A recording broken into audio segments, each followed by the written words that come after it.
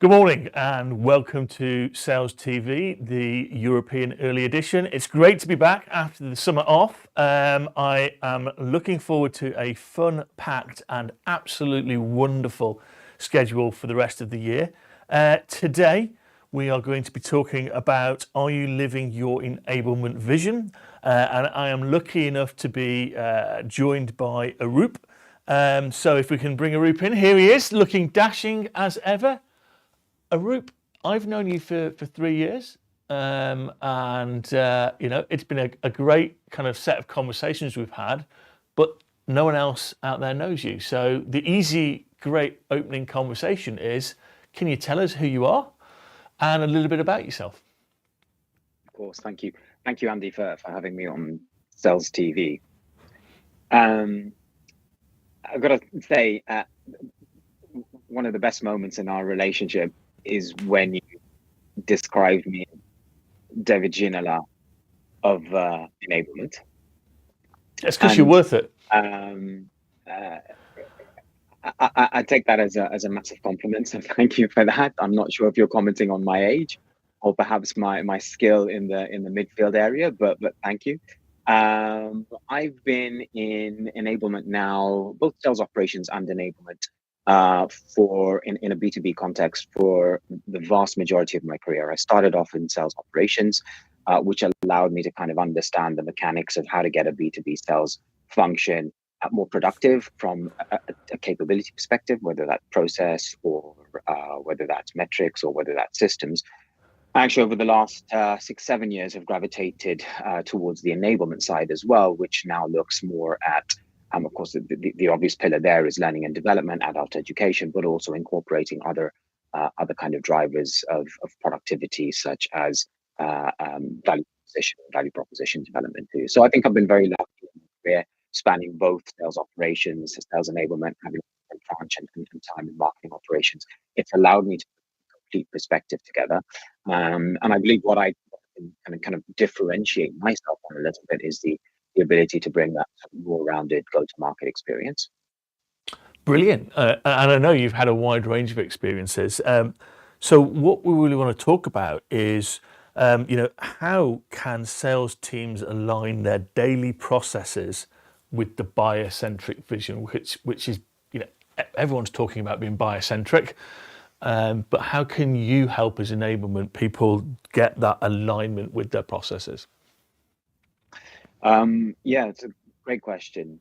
So I think the ethos of buyer-centricity, and organizations talk a really good name around this, is this whole idea that if you follow the buyer's journey and you follow the buying process, then that gives you the opportunity to be more finely aligned to your buyer. And actually, it's of course, there's so much content and so much thought leadership on this that ultimately you've got a percentage of your audience or your market that is at a point of making a buying decision, being able to understand what that 3 to 5%, who that 3 to 5% is, and then being able to help them track through that buying journey, more effectively track through that buying journey, is where organizations are theoretically gravitating towards, right? I think organizations are trying to create the processes and the capabilities to move towards an understanding of that, because the stats are all there, and Andy, you know that, right, in terms of the percentage of time that buyers now spend ahead of any engagement with a salesperson, doing research, potential vendors, a company, products, etc. The amount of time that are now prepared to actually spend in engagement activities with salespeople, and how that's decreased over time. So the amount of research that goes in beforehand has increased, and so buyers are arguably near enough making a specific buying decision related to a specific vendor. And of course, the amount of time that they're spending with salespeople has decreased substantially. So I think there's this whole move towards understanding that buyer journey and wanting to have salespeople more closely associated with that. I'd say, I have a question mark as to whether, maybe we can debate this a little bit, as to whether organizations have been genuinely successful at moving towards that position, or moving their process towards a more buyer-centric vision. Yeah, well, obviously we talked last week about, some of the challenges about, aligning sales and marketing in the buying's journey. And as you said, key stat, 70% of the customer's buying decision has actually been made before they let a salesperson into the room, or a company representative. Yeah, I think it's very, very difficult these days to take yourself out of the internal, or the internal external view, at the inside out view, in my opinion. And people get hung up on what the company wants, as opposed to actually truly aligning to what the buyer necessarily wants. And that's not an evil thing that they're doing. It's just all the processes they know are to make business go well. So they kind of don't get that opportunity to kind of put themselves in that external view, and then kind of okay, how do I map onto that? So, I think buyer centricity, customer centricity is really, really important and key. However, part of the challenge is it's not easy to put yourself in that position when everything just says, inside out as a view. I mean, is that what you were driving at? Completely. And I guess the sort of the irony here is that both buyers and sellers are moving broadly in the same set of dynamics.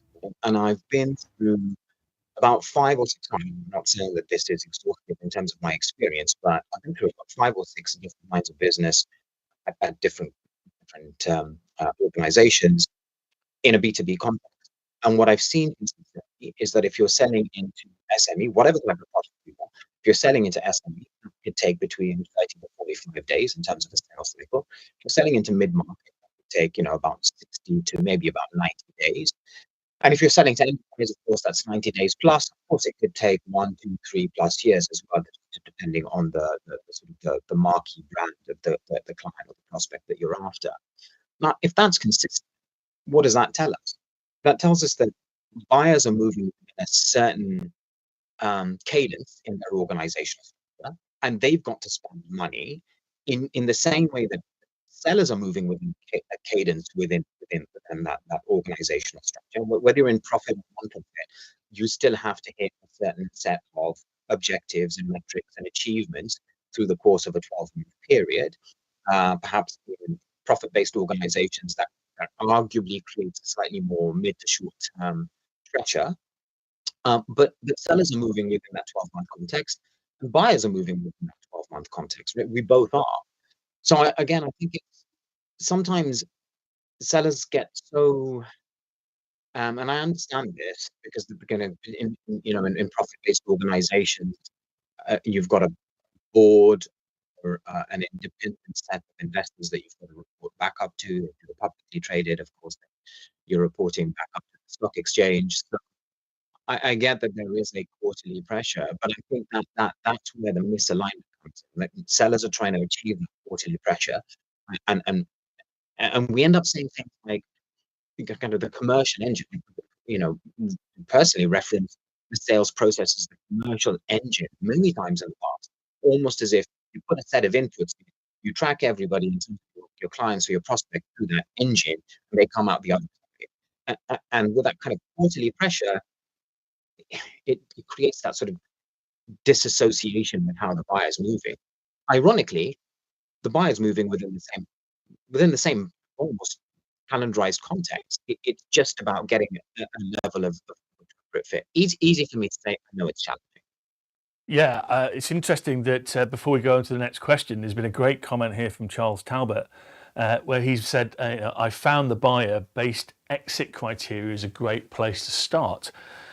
If a sales process is a sequence of buyer decisions, which you alluded to there, the processes and the steps that they're going through, mapping this out needs an inform to support the needs and decisions, then lays the foundation for the sales process. So again, it's like the start of this, we were talking about the outside in view. What's the buyer process? You've just been talking about it. So it's a fantastic viewpoint from Charles there, saying, let's start at the exit criteria.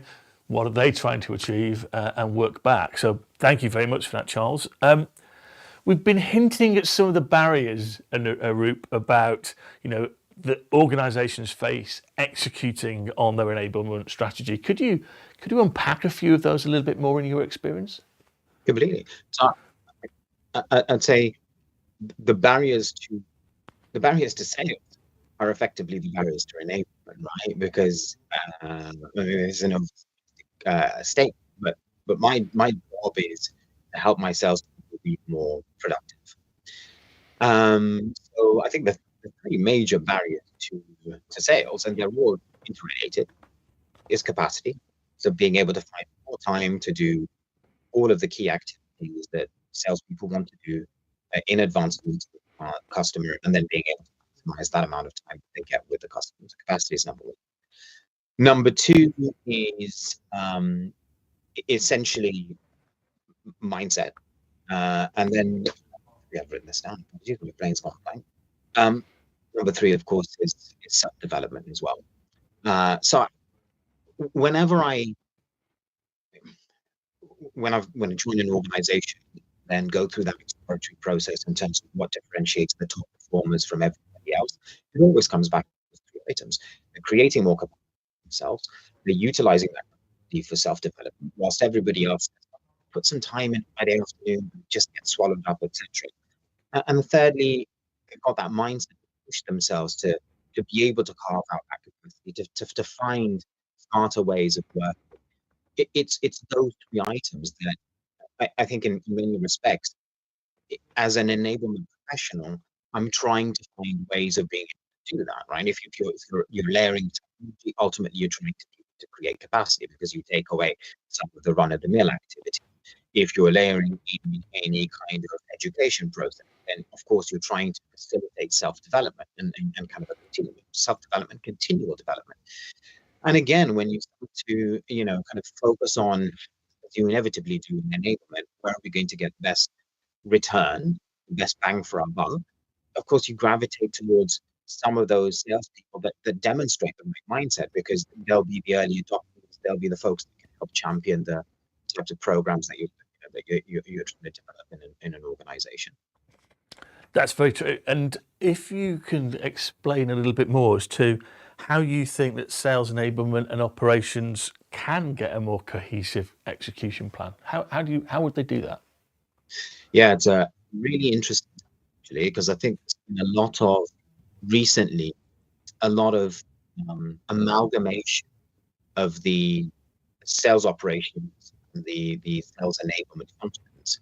Yep. Actually, I've seen, probably, I'd argue, a lot more commonly roles being that are looking towards a revenue operations role, the sort of the seniority of a operations role with a sales enablement department mapping into that. It's been kind of controversial, certainly in the enablement space. It's been very controversial. I've had a number of participated in the debate and had a number of peers sort of arguing that actually enablement isn't the kind of the reporting line into revenue operations or sales operations to suggest that sales enablement is somehow at a lower level of seniority than the operations resources. But actually, the truth is they're both the same. They're the same coin, but two sides of the same coin.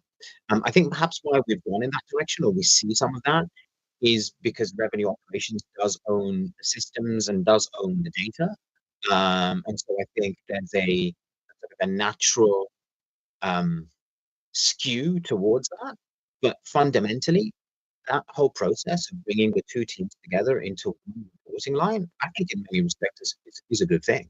So you don't have two teams necessarily operating in separate directions or at risk of having duplication of effort, enabling data and making decisions based on data. Operations has that, oftentimes has a lot of the further and deeper insights based on the data. I think enablement in operations perhaps creates a little bit more independence and autonomy as well, which arguably allows a slightly stronger voice. Again, historically, you've maybe heard this expression a few times, Andy. random acts of enablement. And that tends to happen when an enablement team doesn't have quite as much autonomy within an organization, is told to do ABC by the person who's shouting the loudest, and they respond to that. So I think this whole process of bringing operations and enablement together much more cohesively brings a bit of independence, and of course brings that much needed data and insights to be able to shape the right program. That's brilliant. So obviously when we did the brief for this, Rob, the producer, said, okay, Andy, you've got to make your points known in terms of this next question. And in the academic sense, we talk about marketing or sales in terms of P's. So there's the 5 P's of marketing, the 6 P's of sales. And I wanted to get your view in a minute. So those P's are product, price, place, promotion, platform and process, but the other one is people. Now in the sales context, that talks about people in terms of customers. In my context and my area of research, I think about people as in salespeople. And if you think about an ecosystem of sales, you have that product and price control, you have your place and your promotions, you have your platforms that actually support your processes, but you also have your salespeople. And you know where this question is heading. I believe that enablement kind of focuses on those first 5 things and forgets about the people. What's your view on that? Yeah, I agree. I think it's easier.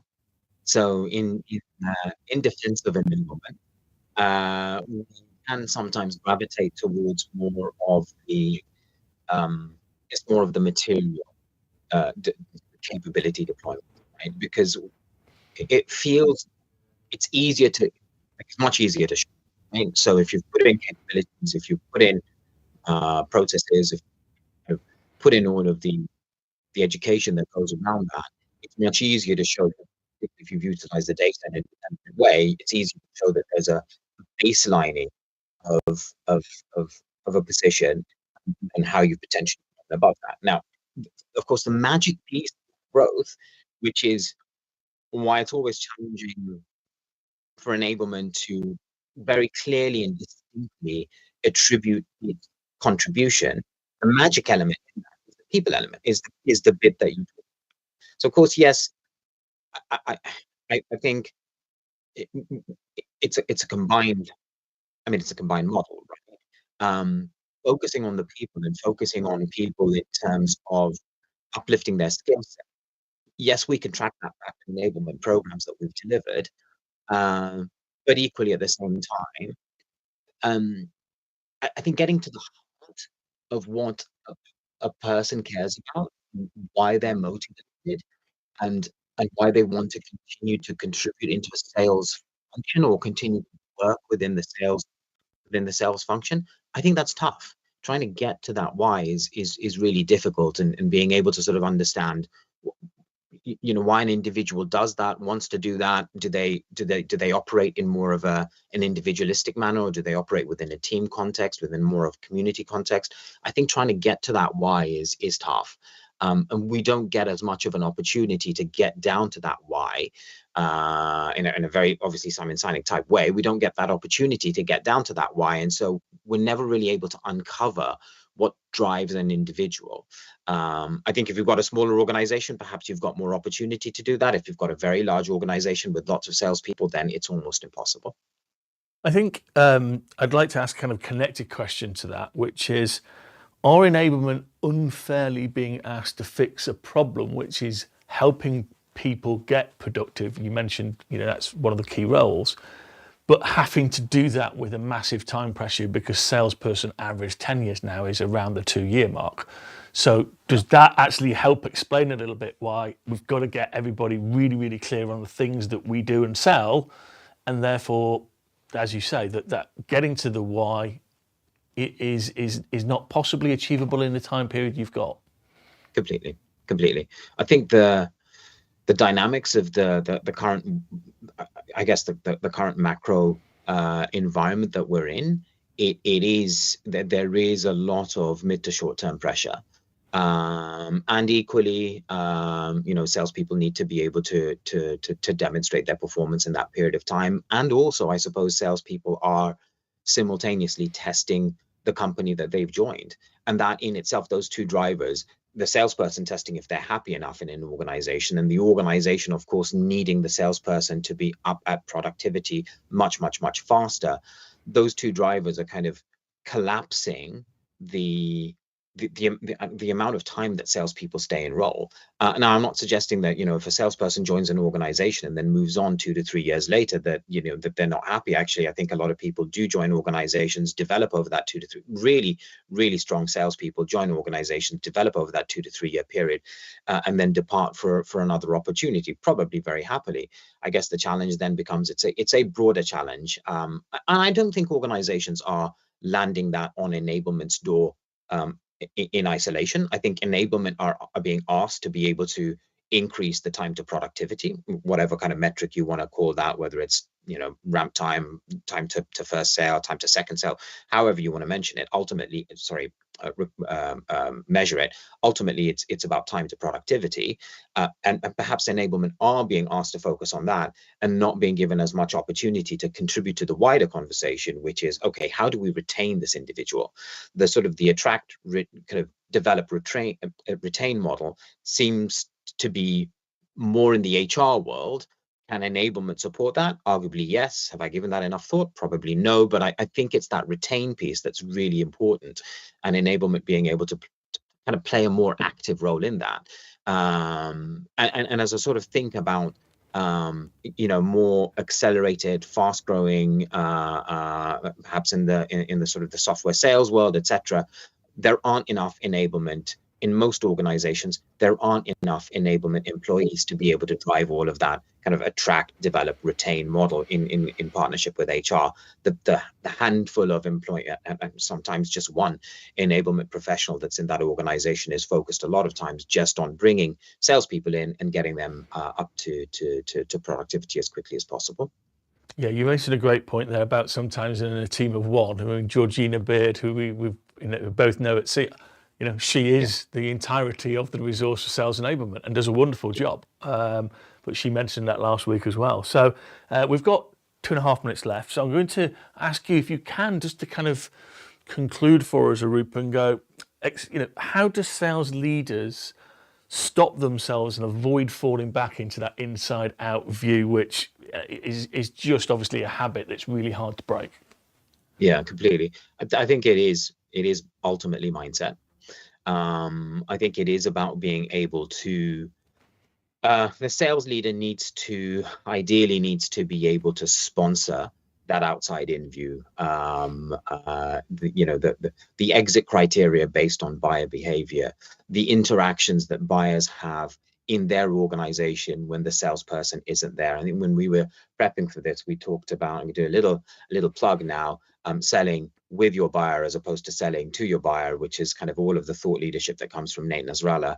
And I think that's exactly the kind of mindset that I would hope that we can all collectively move towards, which is like, how do you understand those exit criteria as you're setting out your sales stages, so that the sales stages start to reflect that buyer journey more concretely? How do you start to understand what interactions are happening outside of your kind of immediate interactions with that buyer and facilitate that? Because you can still create urgency. You can still showcase to your buyer that there's a cost of inaction if they're not taking a certain set of actions, and that can help move the deal through. So you can still influence the deal. It's not a case of, you're at the behest of just the buyer and the buyer's process. Not at all. I think having a view around that, but then having a very clear view in terms of what interactions are happening and how can you help create the urgency and influence that is important. So maybe moving towards more of that as a genuine vision would be a great outcome to start to see more often. I think that's absolutely brilliant. So to close out, we have a comment here from Dr. Dale Childs down at Bournemouth University. What he says is there's a large focus on quantity, number of calls, number of meetings, as opposed to quality, which doesn't necessarily help. But then actually Charles Talbot comes back and actually looks at, again, if they're following defined best practices, quality will be there, which I think obviously is a role of enablement to make sure best practice is there. Arup, thank you so much for joining us today. It's been an absolute pleasure. Thank you for your insights, and I look forward to summarising this and actually getting that out to all of our audiences. Thank you very much indeed, and have a wonderful day. Thank you to everybody out there. It's been great. Quality all the way through. As I said, we'll follow up with a summary of all of the action points and thoughts that Arup shared with us. And I look forward again to seeing you tomorrow on the US show and in the coming weeks here at Cranfield Turner Grenville Studios. Thanks to everybody, and Arup, thank you once again. Thank you.